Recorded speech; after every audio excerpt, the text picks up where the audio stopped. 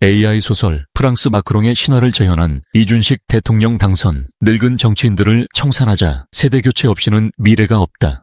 늙은 정치인들을 청산하자. 세대교체 없이는 미래가 없다. 이런 구호가 유권자들의 가슴 깊은 곳에서 분출된 것은 결코 하루아침 일이 아니었다. 촛불 집회 이후에도 대한민국 정치는 여전히 거대 양당의 기득권 싸움에 빠져 있었고 국민은 점차 피로감을 느끼기 시작했다. 새로운 시도, 젊은 리더십에 대한 갈망이 싹 트는 순간 그 불씨를 크게 키운 사건이 있었다. 2024년 국회의원 총선에서 당시 집권 여당이었던 국민의힘이 참패하고 제1야당 더불어민주당 역시 내부 분열로 대거 탈당 사태를 겪으며 국가 운영의 중심축이 크게 흔들렸던 것이다. 정치권 전체가 혼돈에 빠진 와중 국민들은 기적 같은 변화를 바라는 목소리를 한층 높였다. 이런 사회적 분위기에 맞춰 개혁당이라는 새로운 정치 세력이 등장했다. 그 중심에는 젊은 정치인 이준식이 있었다. 이미 30대 후반의 나이에 보수정당의 당대표 자리까지 올랐던 경력이 있었지만 기성정치에 대한 염증을 느껴 2023년 말 돌연 탈당을 선언했다. 그는 기자회견장에서 바뀌지 않는 정치는 더는 희망이 없다라고 강하게 일갈했고 이는 지림열렬한 양당체제에 지친 국민들에게 깊은 인상을 남겼다. 동시에 우리가 여전히 기다리는 것은 과거가 아니라 미래라는 메시지를 던지며 본격적인 세대교체의 신호탄을 쏘아올렸다. 그런 그가 이끄는 개혁당은 우후죽순처럼 생겨나던 군소정당과 차원이 달랐다. 청년 세대가 주도한다. 기득권 양당 체제를 타파한다. 민생의 실용적 해법을 찾는다 같은 구체적이고 실현 가능한 공약을 앞세우면서 빠르게 세를 확장했다. 여기에다 중도 합리적 보수 개혁 성향을 가진 민주당 비주류 인사까지 합류해 이준식 체제의 양날개가 되었다. 기존 양당을 지지하지 않던 대다수의 무당파 2030세대는 드디어 새로운 선택지가 나타났다라며 환호를 보냈다. 국민의힘은 2024년 총선에서 커다란 패배를 맛보고 김기현 대표가 물러난 뒤 한동훈 법무부 장관을 긴급 비대위원장으로 내세워 위기 수습을 시도했다. 하지만 당내 계파 싸움과 노선 충돌이 이어지며 제대로 된 정비 시간을 갖지 못했다. 보수 원로와 젊은 개혁파가 갈등을 빚었고 언론은 연일 보수의 미래가 불투명하다는 비판 섞인 논조를 쏟아냈다. 더불어민주당도 상황이 좋지만은 않았다. 총선에서 수도권 다수 의석을 확보해 국회 과반을 유지했지만 이재명 대표 체제에서 친명 대 비명 갈등이 심화되는 내분 상황이 계속됐다. 이낙연 전 대표를 비롯한 일부 중진 세력이 탈당해 새로운 미래를 창당하며 분열 양상이 커졌다. 물론 민주당은 민생을 지키고 검찰개혁을 완수할 유일한 야당이라는 기치를 내세워 제기에 나섰지만 중도층이 볼 때는 여전히 이재명 사법 리스크 문제를 떨쳐내지 못한 채 과거 한풀이 전국을 이어가는 듯한 인상이 강했다. 그러던 중 윤석열 대통령에 대한 국회 탄핵 소추가 인용되면서 전례 없는 조기 대선 전국이 열렸다. 국민들은 연속된 혼란 속에서 정말 새로운 인물이 필요하다라는 절박한 심정에 사로잡혔고 이는 개혁당과 이준식에게 더없이 큰 기회로 다가왔다. 조기 대선을 앞두고 국민의힘은 당내 경선에서 또 한 번 혼돈을 겪었다. 1차 예비 경선에는 김문수, 홍준표, 안철수, 한동훈 이렇게 4명이 나섰고 당원 투표 결과 김문수 후보와 한동훈 후보가 결선에 진출했다. 그러나 결선 투표에서 74세의 김문수 후보가 쉰대 초반에 한동훈 후보를 박빙으로 꺾는 이변을 일으켰다. 당 일각에서는 안정과 경륜을 택했다는 해석이 나왔지만 세대교체 흐름에 역행한다는 비판이 동시에 터져나왔다.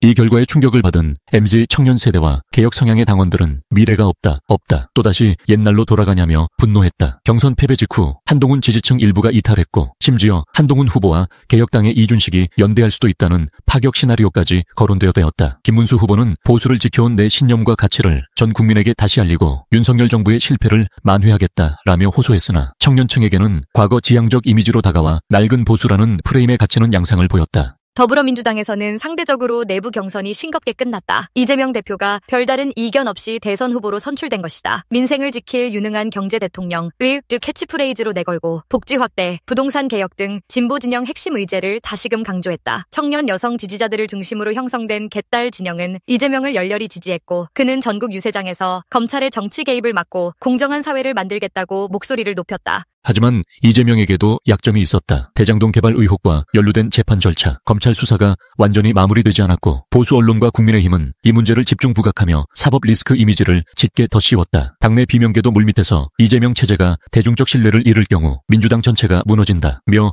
우려를 표했다. 무엇보다 여전히 국민 사이에서는 또 양당 구도냐라는 피로감이 팽배했다. 이에 이재명 후보는 세대 교체를 내세우는 이준식과 개혁당을 견제하며 국정은 경험과 인프라가 중요한데 신생정당이 감당할 수 있겠나라는 논리를 폈다. 그러나 이 같은 발언이 오히려 변화에 대한 두려움으로 비치면서 청년층 표심을 단단히 붙잡기엔 역부족이었다. 이준식은 원래 보수 정당 출신이지만 2023년 말 정격 탈당 후 개혁당을 이끌며 일약 정치권의 다크호스로 떠올랐다. 초기에는 세가 미미했으나 그가 2024년 서울 노원 국회의원 보궐선거에 깜짝 출마해 양당 후보를 모두 꺾고 당선되는 파란을 일으키면서 상황이 달라졌다. 이는 국민적 관심을 폭발적으로 끌어올렸다. 청년 개혁을 내세운 이준식이 말 그대로 기성 정치에 돌풍을 일으킨 것이다. 개혁당은 중도우파부터 중도좌파까지 폭넓은 스펙트럼을 지닌 인재들을 흡수했다. 한때 보수 진영에서 꼰대 정치에 반발했던 인사들은 물론 민주당 비주류로 혁신을 외치던 의원들까지 속속 합류했다. 양당 기득권 연대가 아닌 국민연대를 실현하자는 구호가 기존 진영 논리에 지친 국민들에게 크게 어필되었다. 이들은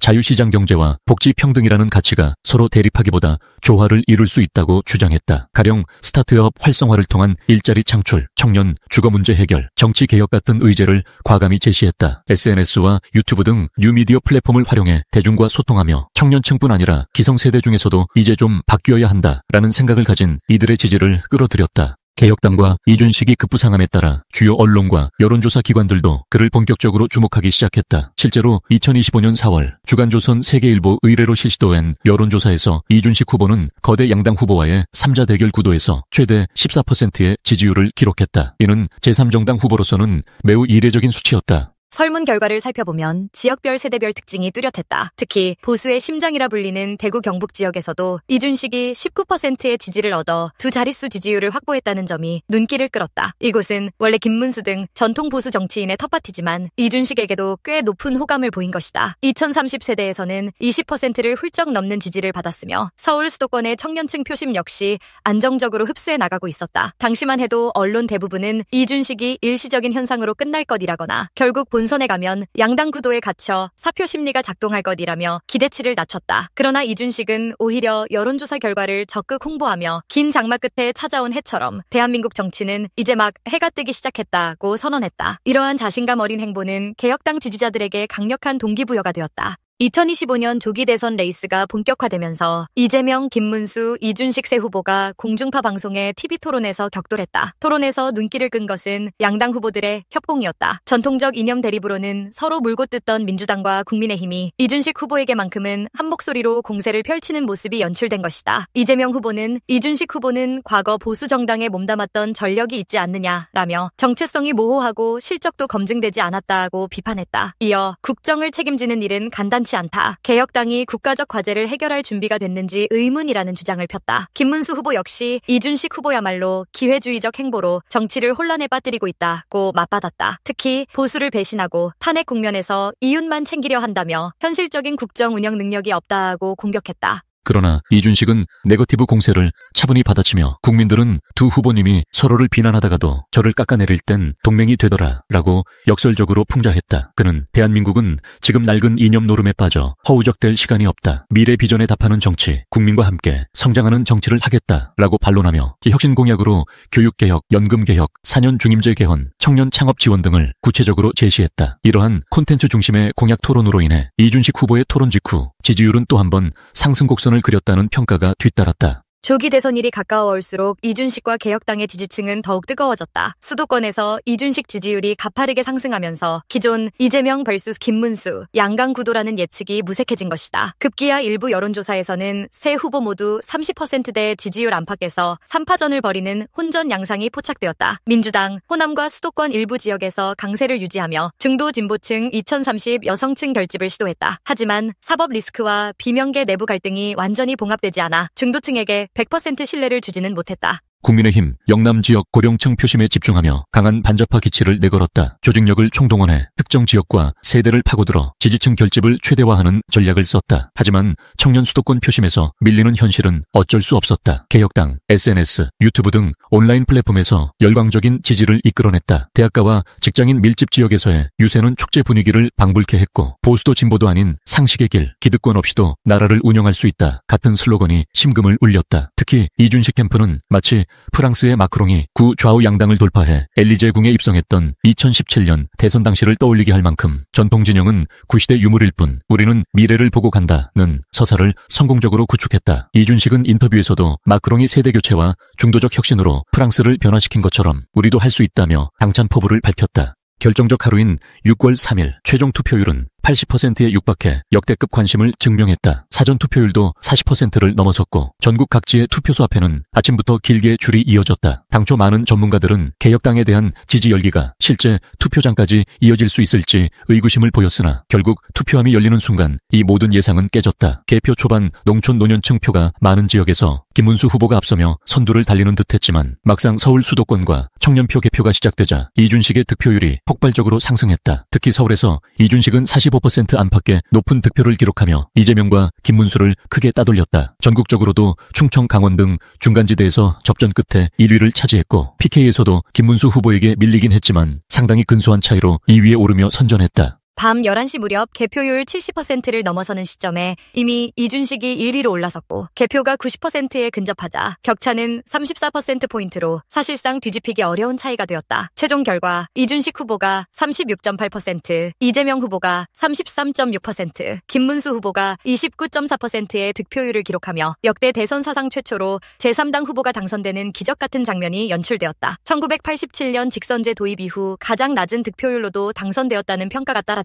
결과는 결과였다. 마치 마크롱이 전통 좌우당을 모두 넘어섰던 장면이 한국에서 재현된 셈이다. 서울 광화문 광장에는 자정쯤 자발적으로 모여든 수만 명의 시민들이 이준식을 연호하며 환호했다. 젊은 청년들과 함께 머리가 희끗희끗한 중장년층도 뒤섞여 하나의 축제판이 펼쳐진 그곳에서 이준식 당선자는 이 승리는 나나 개혁당만의 승리가 아니라 변화를 바라는 국민 모두의 승리라고 선언했다. 이어 오늘이 끝이 아니라 새로운 시작이다. 기득권 정치가 아니라 국민에게 진짜 이득이 돌아가는 정치를 보여주겠다라는 약속을 내놓았다. 반면 패배한 두 후보 진영은 깊은 충격과 상실감에 빠졌다. 이재명 후보는 수락연설에서 국민의 선택을 존중한다. 저와 민주당의 부족함을 채찍질 삼겠다며 개혁을 더 넓게, 더 설득력 있게 진행했어야 했다는 반성론을 언급했다. 민주당은 지도부가 총사퇴하고 새로운 혁신 비상대책위원회를 구성하게 되었다. 86세대 시대가 저무는 신호라는 언론 보도가 잇따랐고 당내에서 또 한 번 세대 교체론이 힘을 얻었다. 김문수 후보는 보수를 지켜내지 못한 내 탓이라며 패배를 받아들였다. 그의 측근들은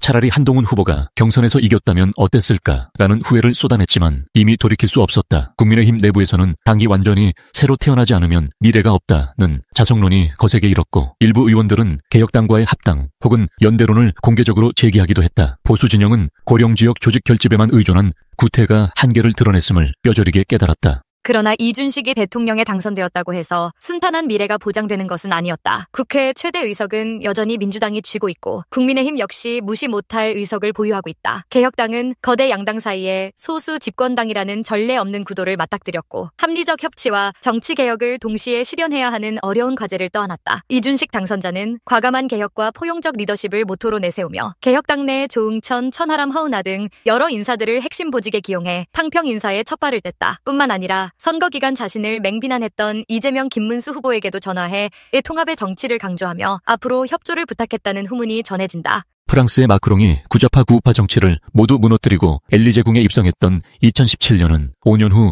재선에 성공하면서 유럽 정치의 새로운 스탠다드라는 평가를 받았다. 그리고 2025년 한국에서는 이준식이 기득권 양당 체제를 무너뜨리는 초유의 상황을 만들어내며 한국판 마크롱이라는 별칭을 얻었다. 언론과 학계에서는 이준식 현상을 단지 반기득권 감정에 의한 일시적 바람으로 치부하기에는 세대와 미래 의제를 결합한 정치 전략이 너무나 정교했다는 분석을 내놓는다. 이제 문제는 이준식 정부가 실제로 얼마나 안정적인 개혁을 추진하고 성과를 낼 수 있느냐에 달려있다. 거대 양당과의 협상, 개헌 논의, 연금 개혁, 부동산 교육제도 전면 재편 등 그가 선거 기간 제시했던 어젠다는 어느 것 하나 쉬운 게 없다. 또한 지지층이 매우 젊고 다양하다는 점에서 조금만 삐끗해도 실망이 크게 번질 위험을 안고 있다. 그럼에도 불구하고 많은 국민들이 일단 새로운 리더에게 기회를 줘보자 라는 기대를 걸고 있다. 그것은 단순히 한 정치인의 성공 여부가 아니라 세대를 이어온 구조적 병폐를 타파하고 미래로 나아가는 대한민국의 전진 여부와 직결되기 때문이다. 당선 직후 광화문 광장에 울려 퍼졌던 함성, 그리고 우리 아이들이 살아갈 30년 후를 상상하며 투표해달라 던 그의 TV토론 마지막 멘트가 상징하듯 이준식은 큰 책임을 지고 무거운 발걸음을 내딛게 됐다. 프랑스 마크롱을 넘어서는 한국형 정치 혁신을 이뤄내겠다고 선언했던 그가 과연 구호에 걸맞은 성취를 보여줄 수 있을지 전 세계가 주목하고 있다.